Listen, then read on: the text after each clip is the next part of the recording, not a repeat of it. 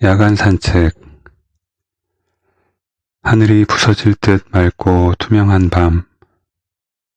달이 금음으로 여유여가며 암흑이어야 할 하늘색이 쪽빛으로 빛나던 밤에 마음이 부유하듯 자꾸 어딘가로 걸음을 옮기는 탓에 어쩔 수 없이 야간 산책을 나선다.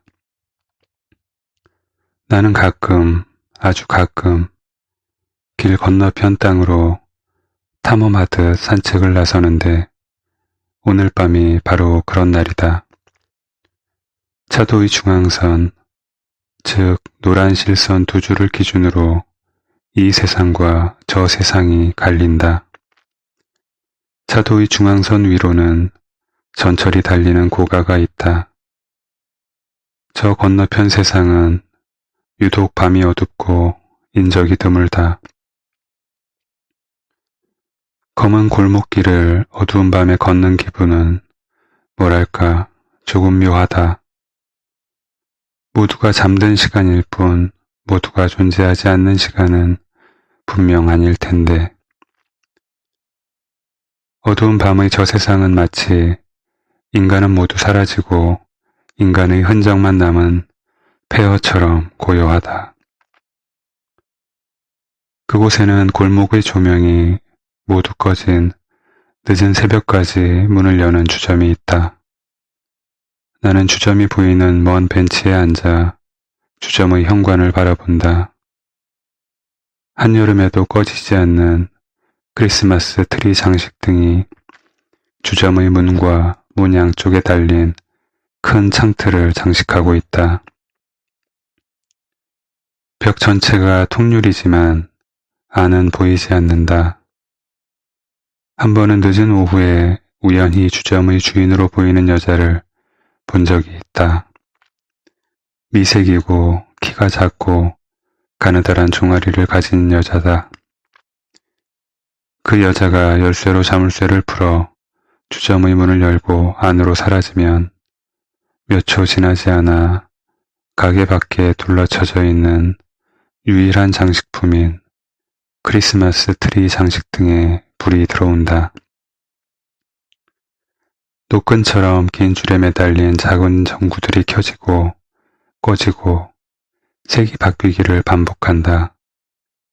전구의 색은 몹시 촌스럽고 우울하다. 전체적으로 붉은 빛을 띠는 현관의 페인트색과 전혀 어울리지 않는다.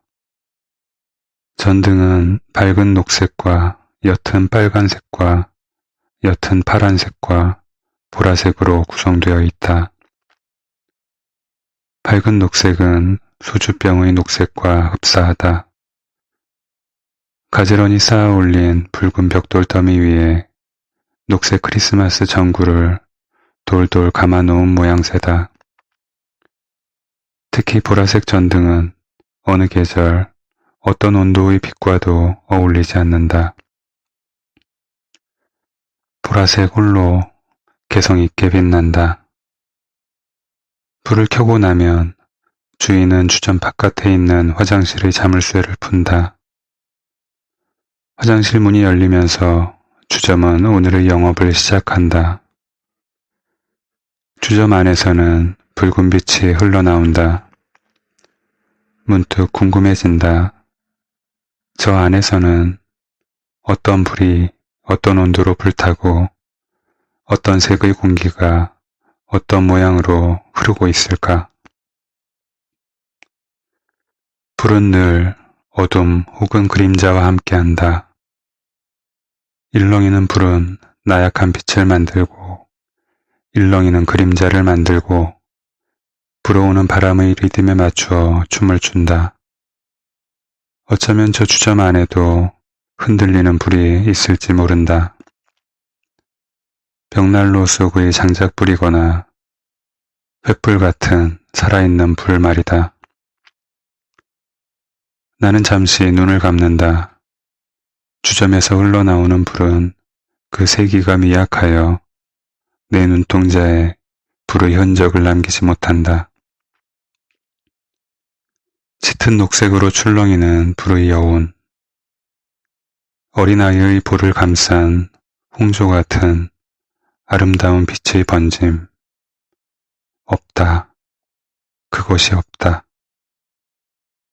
얻을 수 없는 걸 기대한 나는 역시 잘 마른 거리의 사람일 뿐이다.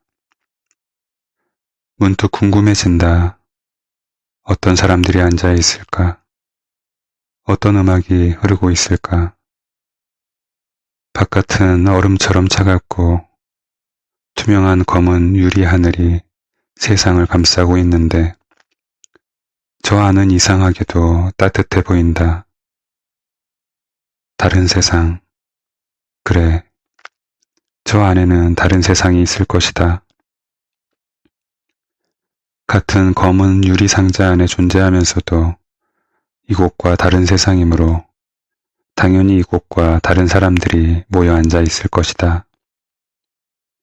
그들은 아마 볼 수는 있으나 알 수는 없는 바깥의 다른 세상에 대한 이야기를 나누고 있을 것이다. 그들이 지각할 수 없는 내가 서 있는 바로 이 세상, 얼음처럼 맑고 추운 나라, 난로와 붉은 조명과 술과 먹을거리를 앞에 두고 미모의 여주인과 적당히 떨어진 거리에 놓인 낮은 테이블에 앉아 바깥 세상을 이야기하고 있을 것이다. 오늘따라 나는 유독 그 사람들이 궁금해진다. 어떤 사람들일까? 그들은 나를 궁금해하지 않을 것이다. 아마도 전혀 궁금해하지 않을 것이다. 나는 그들이 나를 궁금해하지 않는 만큼 그들이 궁금해진다. 어떤 사람들일까? 어떤 얼굴, 어떤 감정을 가진 사람들일까? 모처럼 바람이 자는 밤이지만 긴 시간 동안 빛의 따스함만을 보고 있자니 방이 그리워진다. 따뜻한 온돌. 문득 내가 지내온 방들이 하나둘 떠오른다. 내 인생에서 처음으로 단칸방을 구했던 날이 생각난다.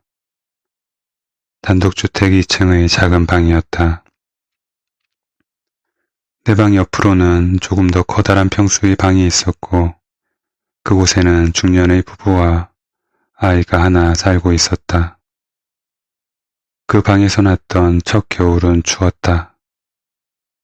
봄이 오고 계약을 연장해야 하는 시점에서 나는 반지하라도 좋으니 따뜻한 방을 찾기로 했다. 그리고 부동산을 수소문한 지 얼마 지나지 않아 따뜻한 반지하 방으로 이사할 수 있었다. 따뜻한 방이었다. 하지만 나에게만 따뜻한 것은 아니었다. 깊은 밤이면 작은 거실로 이어지는 하수도관을 타고 쥐들이 올라왔다. 처음에는 한 마리, 그 다음에는 2마리. 아마도 가족이거나 연인이 아니었을까 싶다. 나는 그들에게 방해가 되지 않도록 방문을 단단히 닫고 숨을 죽인 채 잠을 청했다.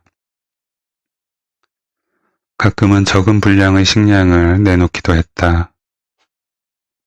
그들도 이 작은 집의 세입자가 그들을 위해 뭔가를 배려하고 있다는 걸 느꼈는지 긴 밤 내내 주방을 뒤지는 짓은 하지 않았다. 식사를 마친 그들은 30여 분 정도 담소를 나누고 새벽이 밝기 전에 어딘지 모를 그들의 보금자리로 돌아갔다. 나는 어릴 적 자주 변비에 시달리던 아이였다. 늘 변을 보던 장소가 아니면 일을 치를 수 없었다. 참는 것이 병이 되어 결국 변비가 되었고 나중에는 늘 변을 보던 장소에서조차 일을 볼 수 없었다. 그러나 한 해 두 해 나이를 먹으면서 나는 어디에서나 물똥을 싸는 어른이 되어 있었다. 마치 믹서처럼 혹은 위나 장 대신 맷돌을 넣고 다니는 사람처럼 무엇을 먹든 물로 변신시켜 변기에 쏟아버리는 퇴보한 계량형 인간이 되어버렸다. 급한 육물을 느낀 나는 주점의 화장실 문을 열었고 자리에 앉자마자 설사를 쏟았다. 일을 마치고 뒷정리를 하고 나오는 데까지 3분이 채 걸리지 않았다.